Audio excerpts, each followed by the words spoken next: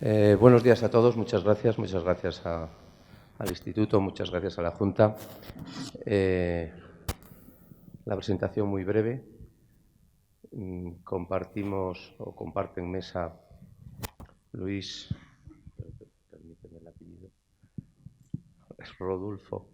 Luis Rodulfo, que es el vicepresidente de CEPCO, Pilar Maestre, que es la gerente de la Fundación, Pilar Cordero Maestre, gerente de la Fundación Laboral de la Construcción, y Ladislao García, que es el presidente de Constructores de Ávila.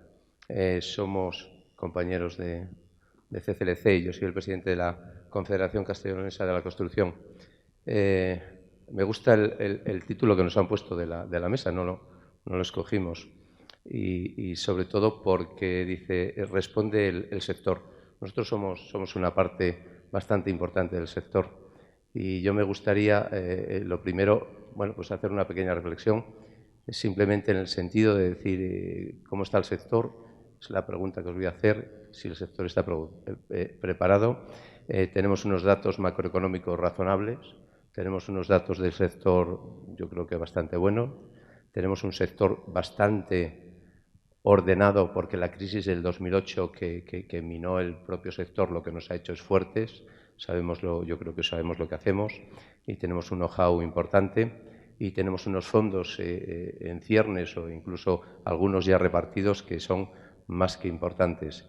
Sí es cierto que nos faltan algunas cosas, nos falta edad, nos falta género, quiere decir, nos faltan jóvenes dentro del sector, nos faltan mujeres dentro del sector, nos falta eliminar burocracia, nos sobra burocracia, tenemos determinados problemas de materiales muy importantes y después, pues también nos sobra intrusismo, nos sobra demasiados representantes del sector.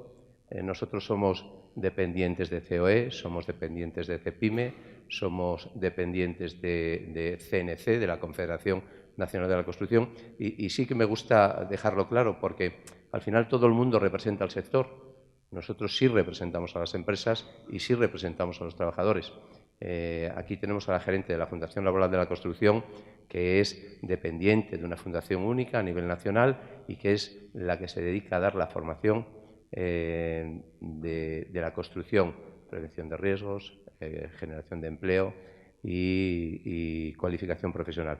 Y una vez hecha esta pequeña introducción, yo sí me gustaría hacerlo pues un poquito interactivo, no tiene por qué ser una pregunta y estar hablando 10 minutos, y hacer una pregunta común para los tres, y es, ¿realmente estamos preparados para consumir, para agotar los fondos Next Generation que nos llegan?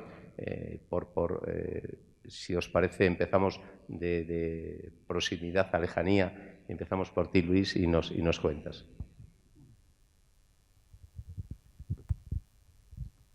Sí, gracias, Javier. Buenos días a todos, gracias por la invitación. Seremos breves, sobre todo por la hora que es. Haré alguna reflexión a pasado y luego cuestiones, yo creo que más positivas a futuro, ¿no? A pasado, como bien decías, Javier, ahí estamos representantes del sector. El sector fue demonizado en el año 2008 y parte de lo que ocurre ahora tiene su origen en aquello. Es decir, cuando hablamos de que falta mano de obra, hablamos de que faltan, en nuestro caso, 25,6% de empresas fabricantes de productos de construcción desaparecieron en esa crisis. Bueno, pues fue en parte porque en general se entendió que la construcción debía caer a peso y así nos fue. Es decir, ahora no podemos buscar a la gente que se buscó la vida en otros sectores o de otra forma porque no les estamos ofreciendo garantías para que puedan volver. En nuestro caso, porque aparte compartimos la dualidad entre construcción, que es el sector al que servimos, e industria, que es lo que somos, digamos que estamos participando en un foro de alto nivel de la industria española que patrocina el Ministerio de Industria y en el cual estamos trasladando, yo creo que de una forma bastante positiva, junto con otros muchos sectores de la industria española, dentro de COE, como decías tú, Javier, pues las posibilidades, las necesidades las visiones de futuro para una industria que creemos y que ha demostrado que en el futuro bueno, pues tiene mucho que decir, ¿no? Cuestiones de actualidad, el tema de la energía. Bueno, el tema de la energía es algo que todos conocéis de sobra, veis en la prensa cómo está. Lo que no sabéis igual de una forma tan directa es, bueno, pues yo hablo con fabricantes de todo tipo, no a todos, evidentemente.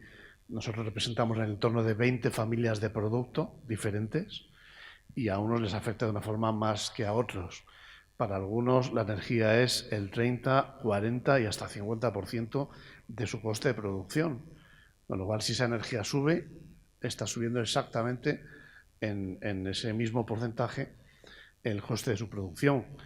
¿Intentan subsumirlo en el precio del producto? Pues me imagino. ¿Pueden conseguirlo? No tanto.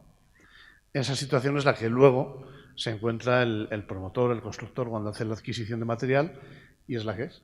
Es decir, lo que no se puede es fabricar un determinado producto sin imputarle un coste tan importante como es el de la construcción. Para nosotros es muy parecido a algo que ya llevamos interiorizado desde hace mucho más tiempo, que es toda la legislación de medio ambiente que afecta a nuestra industria.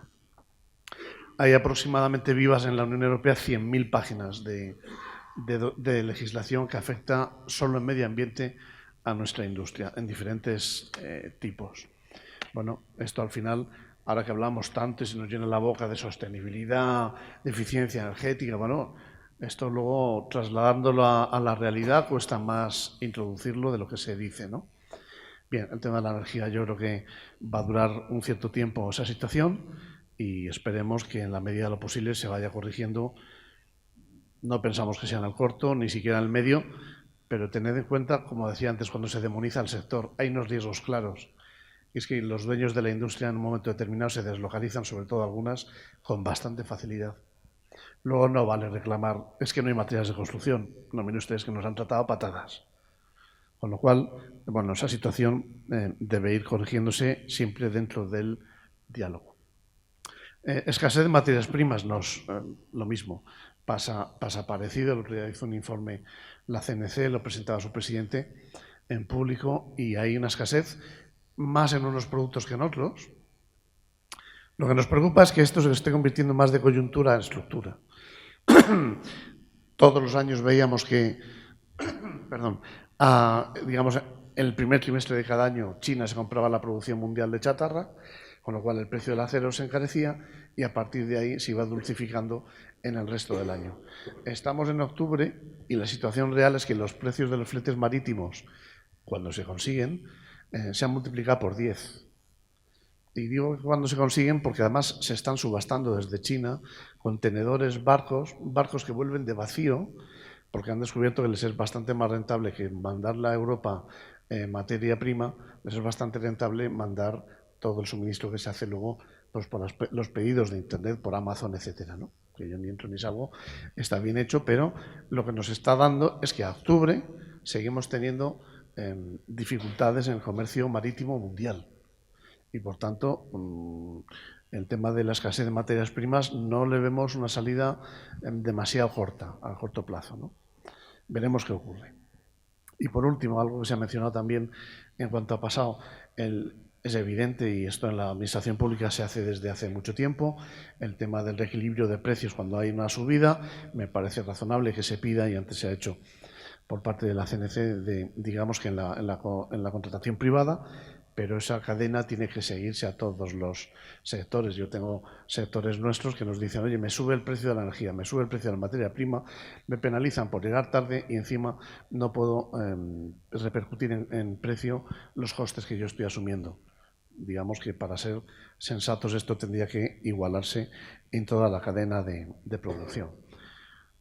¿Cómo estamos capacidad? Yo creo que la respuesta clara es que el sector, por la parte de materiales de construcción, está preparado. Aun con los problemas de energía y los problemas de materia prima, habrá abastecimiento bastante razonable. Sí, posiblemente se den unos gaps de retraso, pero sí habrá capacidad de producción. Segundo, se ha mencionado antes, y quiero recordar a la ministra Beatriz Corredor, porque desarrolló unas plataformas de rehabilitación, ella le llamó RHE+. Ojalá que yo hubiera tenido más recorrido, porque es justo lo que se ha dicho en la mesa anterior, es decir, necesitamos que todo el mundo participe, como ha dicho Luis Vega, como agentes rehabilitadores, que todo el mundo ponga su granito de arena en lo que pueda, en convencer a la gente de las bondades de este programa que se está arrancando. Y por último, y termino, yo creo que hay que aprovechar también esta situación. Es verdad que llega mucho dinero ahora, que llegan los fondos europeos, pero hemos hablado de un cambio en el modelo constructivo.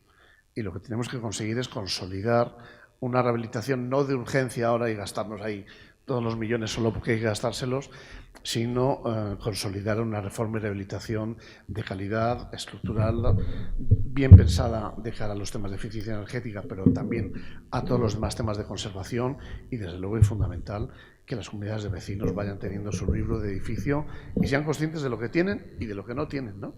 Y a partir de ahí, bueno, pues avanzar en los temas de reforma y rehabilitación. Perdona, Luis, me he cambiado para no tener que compartir micrófono. Pilar, el sector desde el punto de vista laboral, desde el punto de vista de trabajadores, desde el punto de vista de formación, ¿está preparado para asumir el reto único que se nos va a presentar? Buenos días y bueno, gracias al Instituto y a la Junta de Castilla y León por darnos voz en este foro. En todo caso, la respuesta a la cuestión que se plantea en esta mesa la tienen las empresas y bueno, pues lo que nos llega es que faltan recursos humanos y que esto se suma a otros problemas recientes que se han mencionado en anteriores mesas y también en esta mesa en el inicio. La situación que se presenta hoy es de aumento del número de empresas, incremento de la ocupación y escasez de mano de obra cualificada. Además, hay un desajuste entre la cualificación y las necesidades del sector. Las empresas necesitan profesionales cualificados y a esto hay que sumar, sin duda, la falta de relevo generacional. La sensación que nos queda es que no se ha sabido o no se ha podido aprovechar las crisis vividas, la de 2007-2008 sobre todo, para haber creado una cantera de profesionales, sobre todo jóvenes, que quieran acceder al sector. Las entidades del sector, como nuestra fundación, han puesto en marcha múltiples iniciativas, en muchos casos de la mano de las distintas administraciones, pero en todo caso no hemos llegado, no ha sido suficiente o el problema es otro. Y sin querer echar balones fuera, yo me inclino a pensar que una parte del problema es otro. Entre las iniciativas puestas en marcha por la Fundación Laboral de la Construcción, sobre todo a partir de 2007-2008, y me gustaría reseñarlo aquí, es la creación de una bolsa de empleo específica de sector, es la única bolsa de empleo específica de sector. No se consiguió en su día el resultado perseguido y, aunque desde el principio de este año se ha notado un fuerte impulso, es verdad que es un impulso que llega solo desde el lado de las empresas o fundamentalmente desde el lado de las empresas. Se publican muchas ofertas, pero faltan los candidatos o faltan los candidatos adecuados a los requisitos de las ofertas. Se han puesto en marcha otras iniciativas, pero en relación con esto que digo de la bolsa de empleo y la falta de jóvenes, me gustaría mencionar un estudio del Observatorio de la Construcción de nuestra Fundación Laboral de la Construcción recientemente publicado, que se titula La población joven y el sector de construcción, en el que se concluye que el sector se presenta ante la gente joven como un sector desconocido del que tienen una percepción un tanto distorsionada, superficial y basada en estereotipos y, sobre todo y fundamental, no se identifican con él. Este estudio se ha realizado con entrevistas a población entre 16 y 29 años y yo creo que esta conclusión que doy lo dice todo. Si quieres, Javier, me quedo aquí. Perfecto, Pilar. Después habrá más preguntas. Está claro y yo creo que ha quedado constancia de lo que pensamos en el sector, que los fondos son una gran oportunidad, los fondos Next Generation y antes los REACT-EU, pero necesitamos una visión de conjunto, la visión de los materiales, la visión del empleado y también está claro que si los fondos pasan y no hay quien los ejecute, estamos mal, no va a haber fondos. ¿Cómo ve un profesional que tú tienes la doble versión de empresario y de arquitecto e incluso representante de las empresas de Ávila? ¿Cómo ves tú el sector, cómo lo ves en Castilla y León, como para asumir este reto? Bueno, vamos a ver. Lo primero, yo creo que acabamos de llegar ya a la realidad. Es decir, la realidad ya es que estamos ya en Ávila, en los barrios, o sea, el nivel de barrio lo acabamos de coger ya.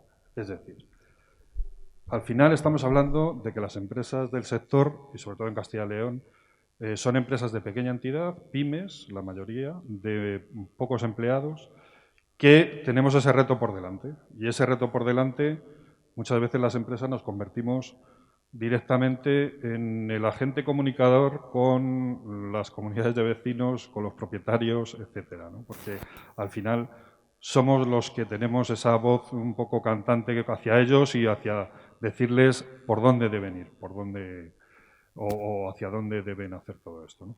Entonces, referente a todo lo que nos viene por delante en de estos fondos, debemos procurar que no se nos atraganten. Para que no se nos atraganten, yo creo que nos hacen falta una serie de mecanismos muy importantes. Por una parte, por las instituciones se nos dan los mecanismos, pues sí, de comunicación, de subvenciones, pero por otra parte, yo creo que hay otra serie de mecanismos que no se nos dan. Al final, un mecanismo es algo a nivel un poco técnico y estructural, ¿no?, que permite cierto grado de movimiento. Es decir, yo creo que necesitamos flexibilidad de determinadas cuestiones y llegar al final a poder comunicar también nosotros todo este reto que tenemos por delante. ¿Tenemos que estar preparados? Pues debemos de estarlo, porque si no el dinero ese va a pasar una vez, como hemos dicho antes, por delante de cada uno de los edificios y se va a ir. Es muy importante que sepamos en la dimensión en la que estamos y que sepamos de alguna forma a dónde tenemos que llegar. Las empresas del sector tenemos esa escasez que se ha comentado ahora mismo de mano de obra. Tenemos un hándicap muy importante surgido en este último año que se ha comentado también del aumento de los precios de los materiales. El betún ha subido el 85% en un año, el aluminio 75%, o sea, tenemos una subida de los materiales tremendo. ¿Cuál es el problema que tenemos muchas veces también ahora?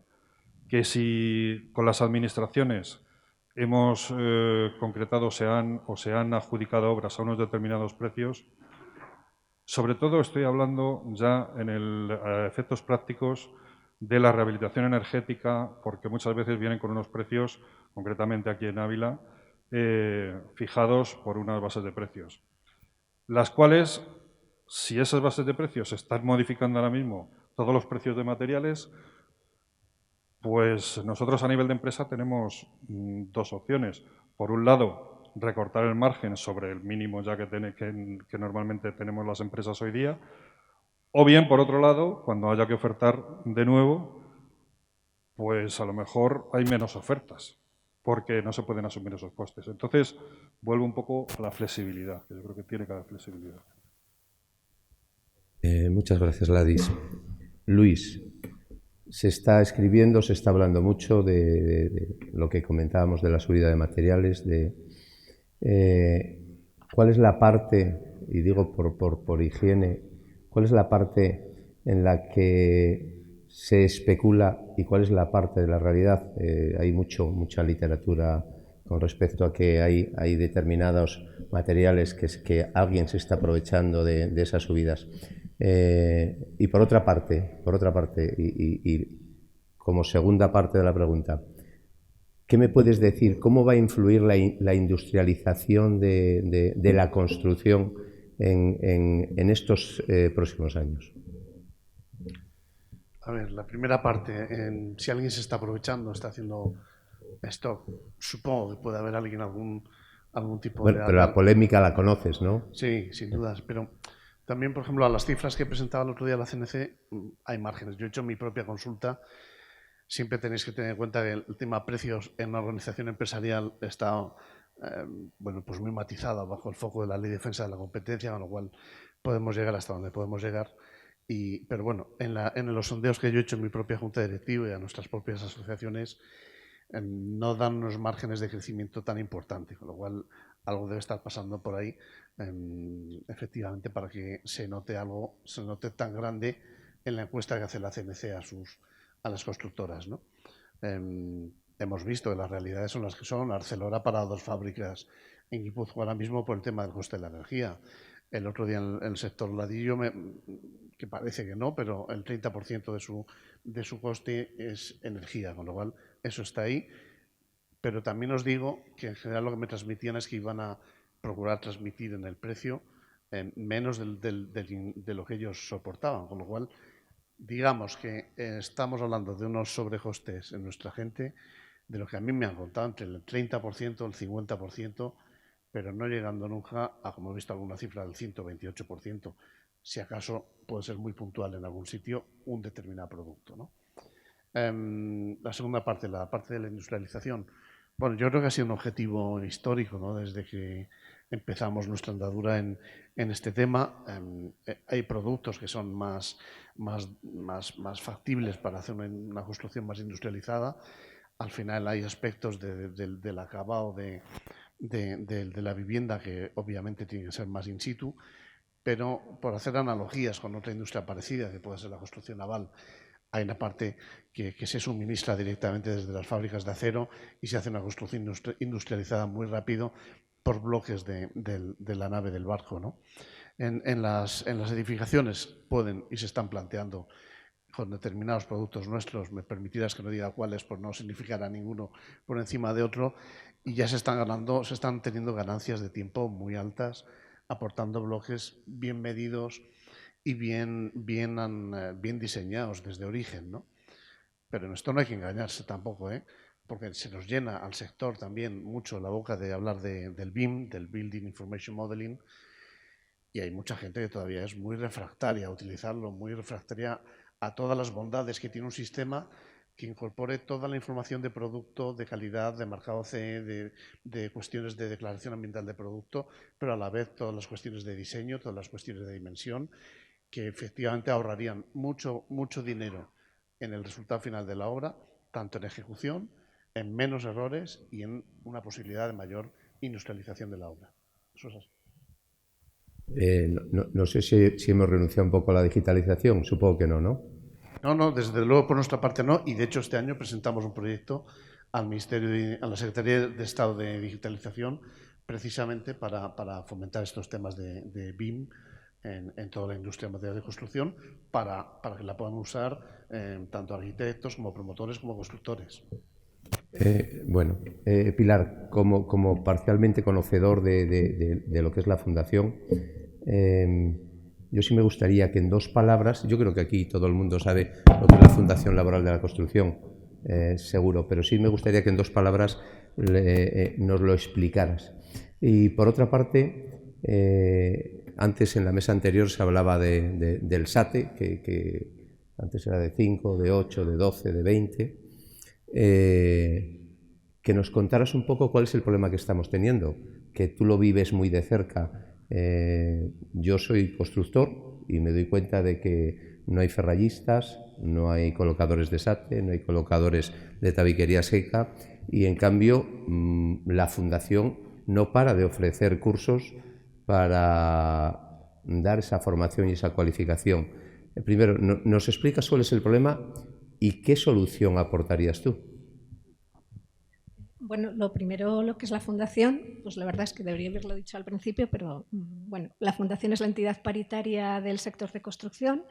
Es un ejemplo de un sector, un ejemplo de diálogo social en un sector y tiene como objetivos desde el año 92 de su creación el fomento del empleo, el fomento de la formación y el fomento de la prevención de riesgos laborales. En los 3 aspectos llevamos trabajando pues casi 30 años ya y voy ahora a los problemas que nos encontramos con la formación. Hay una creencia o algo que se oye siempre, es que para la obra vale cualquiera y eso no es así, es necesaria una cualificación. La realidad también es que la mano de obra no se forma de un día para otro. No estamos ante soluciones rápidas, lo cual tampoco quiere decir que no se pueda hacer nada y que no vayamos a poder ejecutar estos fondos de los que ahora estamos hablando. La formación para el sector es en general una formación larga en el tiempo y además nos encontramos sobre todo con unos problemas que tienen que ver con la rigidez de los sistemas que impone unos requisitos de difícil o imposible abordaje a veces. Y esto es algo que está pasando en todo el territorio. Por un lado, los requisitos de acceso a la formación de los propios alumnos. Para una gran parte de los certificados de profesionalidad de construcción se exige tener la ESO. Y los jóvenes que tienen la ESO y sus familias, en general tienen aspiraciones, seguramente desde un punto de vista equivocado, pero en general tienen aspiraciones a otros sectores que consideran más atractivos. Por otro lado, hay requisitos que se nos exigen a las entidades formativas para poder impartir estos programas y que dificultan abordar el problema como el sector está necesitando. Se exige una ingente cantidad de recursos materiales, que además no es la exigencia, sino es la exigencia con muchísima antelación a la necesidad de utilizarlos para los propios cursos y para obtener las certificaciones. No hay que minimizar tampoco el hecho de que se trata de una formación muy costosa en términos económicos y en particular en todo lo que se refiere al aprendizaje con máquinas. Ni tampoco tenemos que dejar de señalar que los perfiles de profesorado que se exigen en muchos de estos casos, en la mayoría, son tremendamente exigentes, lo que pues es una dificultad más a la hora de poner en marcha la formación. Y por último, pues es un sector que, como he dicho antes, los jóvenes no le ven ningún atractivo y está claro que si no hay candidatos no hay nada que hacer y por eso creo que hay que buscar todas las formas posibles de incentivar que los jóvenes que van a formarse y cualquiera que ahora esté en desempleo se acerque a un sector en el que no le va a faltar empleo y en el que además lo que se hace queda, que creo que es algo que debería ser muy interesante. Y la propuesta sería también, aprovechando la coyuntura de estos nuevos fondos europeos, pues que los requerimientos necesarios para la formación, tanto desde el lado de los alumnos como del de las escuelas de formación, se aligeren, y todo ello sin que aligerar signifique en absoluto saltarnos las normas. Se trata de poner los recursos de que disponemos al servicio de un objetivo que no solo va a beneficiar al sector de construcción. Ladis, doble pregunta también. ¿Cuál es el problema más grave que tiene el sector ahora? Y después, yo he sido testigo, y no sé si sufridor o no, de que en la época en la que había fondos de la Junta de Castilla y León para rehabilitar, pues a mí el consejero y su departamento me decía, oye, pero ¿cómo es posible que no se agoten los fondos? Estábamos hablando de una cantidad de 4 millones, 4 millones y medio, 6 millones.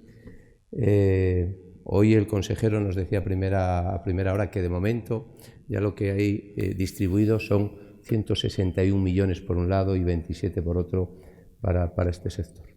¿Tú crees que la gestión, solo la gestión, ya no hablo de la construcción, sino de la gestión, tenemos una capacidad para poder gestionar todos esos fondos?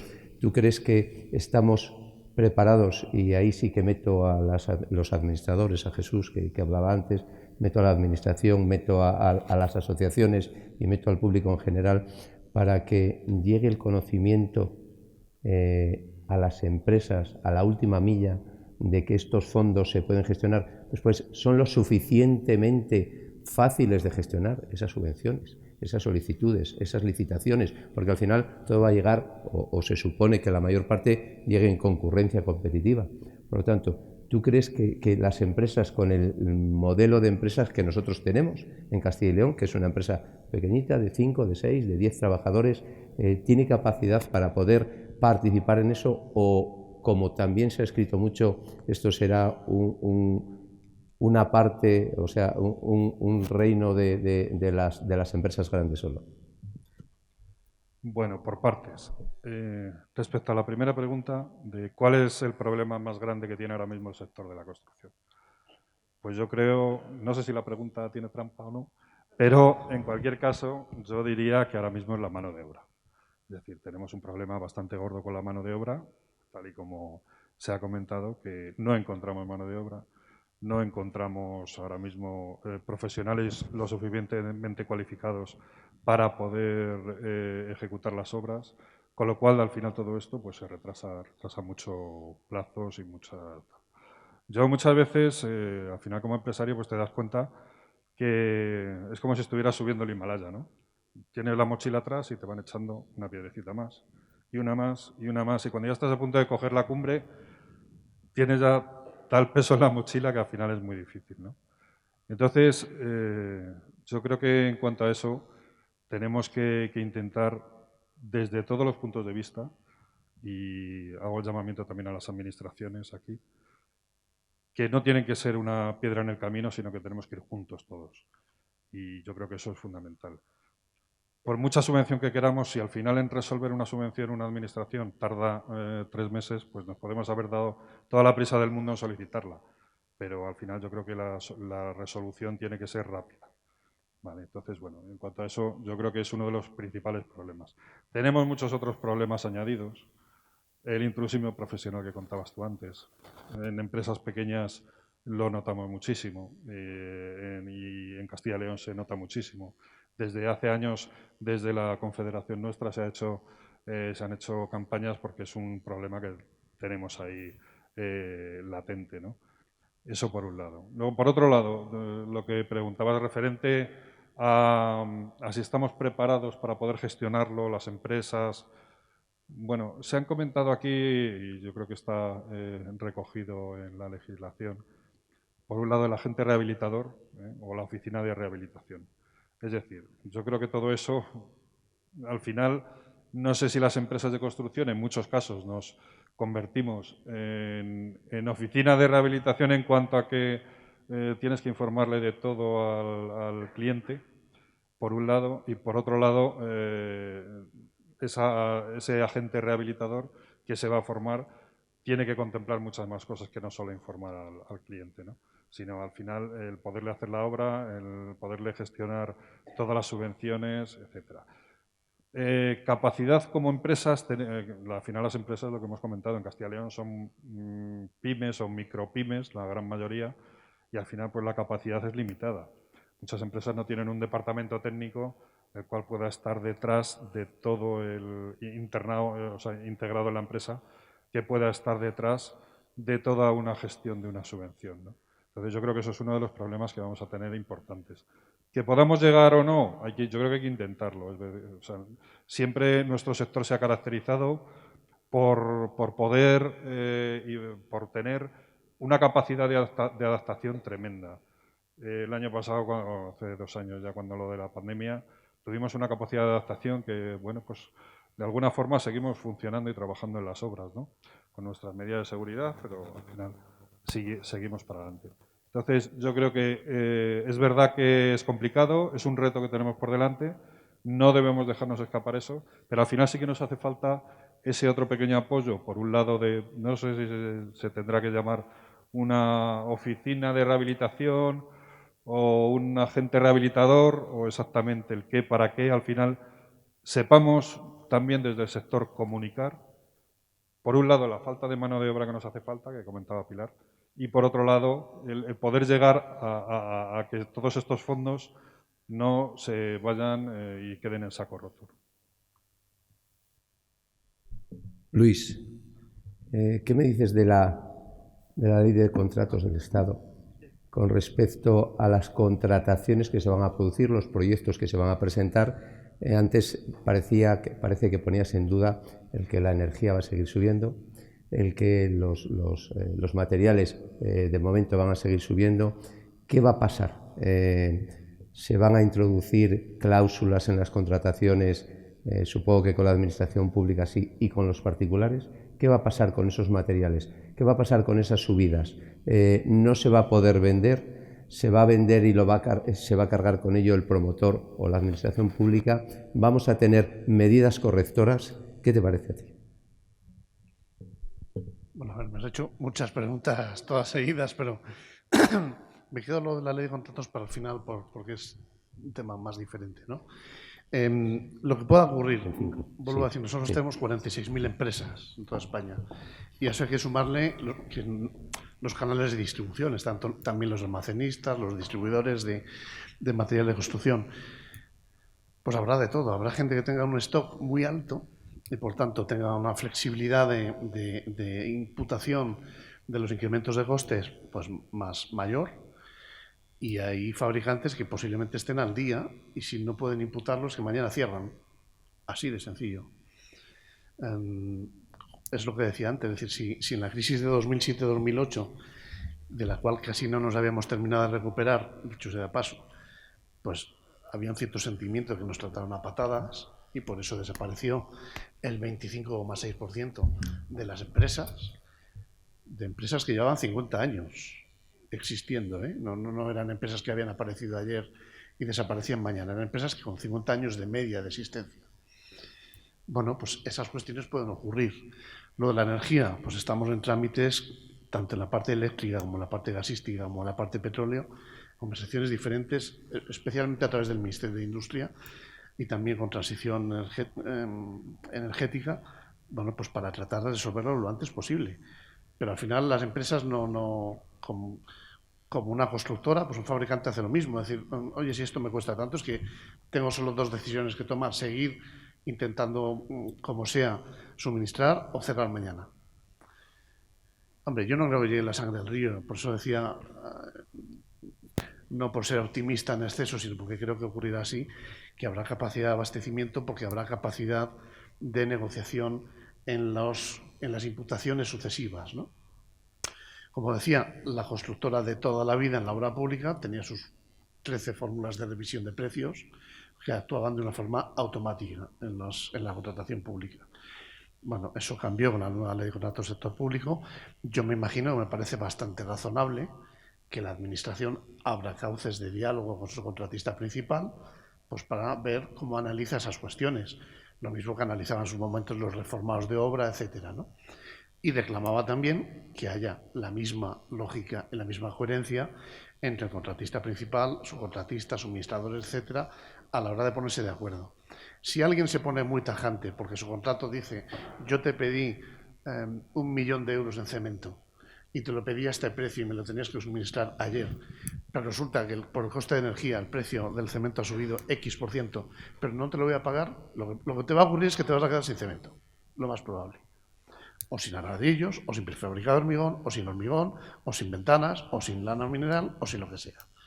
Bien, este no es un objetivo de nadie. Yo estoy más en la línea de lo que decía antes Ladislao, ¿no? Es decir, aquí tenemos que ir juntos. Existimos y somos parte del sector todos pues, para ir juntos y ayudarnos en un momento determinado, asumiendo cada uno pues, la parte del problema posible, ¿no? Y termino con el tema de la ley de contratos del sector público en general. Hay aspectos que a nosotros nos parece pues muy modélicos en este debate que se está produciendo ahora de todo a favor de la sostenibilidad, todo a favor de la eficiencia energética. Bueno, hay cuestiones que están ahí desde hace 20 años y que no se han incorporado. ¿Por qué? Pues o porque nadie ha querido o porque a nadie le ha importado hasta ahora, pero desde hace 20 años ya hay quien hacía esfuerzos y en esto, pues yo creo que el maestro es Luis Vega en el desarrollo del código técnico. Todos los temas de ahorro energético vienen por ese lado en vivienda, por ejemplo, ¿no? En la contratación pública, pues toda la consideración de... Un minuto, Luis. Un minuto. Pues toda la consideración de los temas de calidad y medio ambiente es algo que nos preocupa, donde ha habido históricamente una resistencia por parte de los contratistas en este caso, ¿no?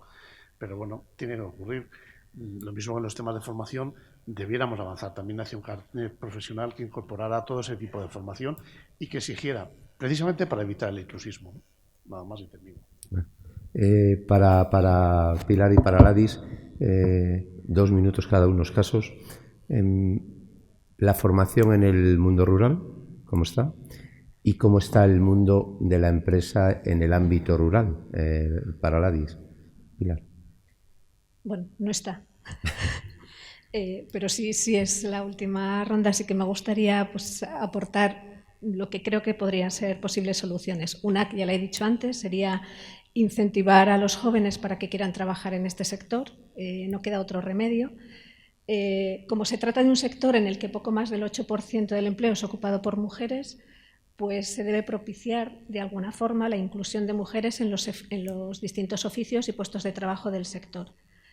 Acercarnos al medio rural, creo que no podemos perder la oportunidad de acercarnos al medio rural, acercar allí la formación donde pueden estar nuestros candidatos y aunque esto pueda suponer un encarecimiento, estaremos resolviendo varias situaciones ahora comprometidas en este sentido. Y, por último, la utilización de la declaración responsable, que ya está inventada y que está dando muy buenos resultados en otros ámbitos, pues puede aligerar la carga de requisitos que se nos están imponiendo y que se nos imponen de forma previa para poder formar a futuros trabajadores y trabajadoras también para nuestro sector. Y quiero terminar con una pregunta. Si no es ahora, ¿cuándo? Ladis, la construcción en el mundo rural. Pues nos quedaríamos asombrados, como yo me asombro cada vez que me cuentan cosas y veo de municipios y pueblos, concretamente de nuestra provincia, donde claro, los núcleos urbanos que tenemos aquí en Ávila son los grandes, son pequeños, son pocos. El resto son pequeños municipios que muchas veces, muchas de las empresas están en esos pequeños municipios y son esas microempresas que estamos hablando. Desde el año 2008 hacia acá, en el mundo rural, concretamente en nuestra provincia, ha seguido habiendo cierta actividad. Esa actividad no ha parado nunca. Y me quedo más asombrado todavía cuando con alguno de los asociados de nuestra federación, que está por aquí hoy, me comenta esta mañana, que ya lo habíamos estado hablando en varias ocasiones, que las obras nuevas que está haciendo él como constructor son con unas exigencias energéticas tremendas. Tremendas, estamos hablando, si no, creo que no me equivoco lo que me ha dicho esta mañana, de una calificación energética A. Entonces, que en el ámbito rural, en una provincia como Ávila, hoy día estemos hablando de que los clientes nuevos que quieren hacerse una vivienda de segunda residencia estén pensando en calificaciones energéticas de ese tipo, la verdad que a mí me sorprende para bien. Y es decir, aunque sigue habiendo, tenemos los problemas de empresas pequeñas en el ámbito rural, la formación, tal y como dice Pilar, a veces es difícil y no existe, o es muy complicada hacerla, pero en cuanto a todo ese nuevo asunto de rehabilitación y vivienda nueva, pues yo creo que uno de los puntos, además del Congreso, es el ámbito rural, ¿no? Y yo creo que en esta comunidad autónoma no podemos olvidarnos nunca de él. Por último ya, y en una frase, porque todos tenemos, como tenemos por aquí a la Administración, todos tenemos peticiones, reivindicaciones. En una frase solo, por el mismo orden que hemos seguido, ¿qué le pediríais a la Administración para garantizar el éxito de los Next Generation? Una campaña de promoción brutal. Fácil. Pilar. En una frase solo. Aligerar requisitos, desde luego. Y yo insisto, hay muchas cosas que se pueden hacer para acercar a los jóvenes a nuestro sector y hay que hacerlo, es necesario. No podemos obviarlo. Ladis. Comunicar y flexibilizar. Flexibilizar a todas las administraciones. Es fundamental hoy día. Bueno, pues muchas gracias a los tres, muchas gracias Luis, muchas gracias Pilar, muchas gracias Ladis, muchas gracias por escucharnos. No hago un resumen, yo creo que el tema está claro. Tenemos una oportunidad única y tenemos unos problemas que solventar entre todos, entre ellos el tema de los materiales, el tema del diálogo con la Administración y, por supuesto, el tema del personal. Supongo que entre todos seamos capaces de conseguir solventar estos problemas y que efectivamente los fondos europeos sean una oportunidad para todos. Muchas gracias.